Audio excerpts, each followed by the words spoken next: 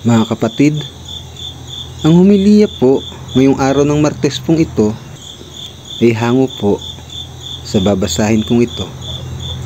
Mateo, Kapitulo 18, versikulo 1 hanggang 5, versikulo 10, versikulo 12 hanggang 14. Sino ang pinakadakila?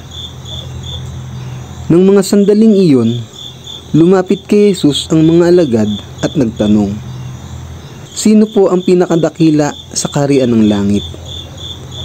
Tumawag si Jesus ng isang bata, pinatayo sa harapan nila, at sinabi, tandaan ninyo, kapag hindi kayo nagbago at naging katulad ng mga bata, hindi kayo makakapasok sa kaharian ng langit.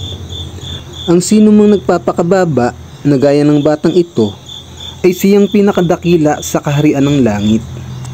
Ang sino mang tumatanggap ng isang batang katulad nito, alang-alang sa akin, ako ang kanyang tinatanggap.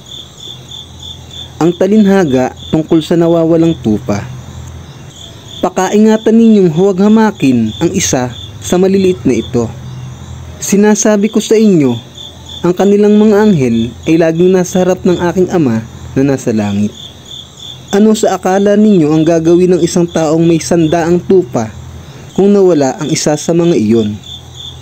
Hindi ba niya iiwan ang 99 sa bundok upang hanapin ang naligaw? Tandaan ninyo, kapag ito'y kanyang natagpuan, higit niyang ikagagalak ang isang ito kaysa 99 na hindi naligaw. Gayon din naman, ayaw ng inyong Ama na nasa langit na mapahamak ang isa sa maliliit na ito. Ang mabuting balita ng Panginoon. Pinupuri ka namin, Panginoong Hesukristo.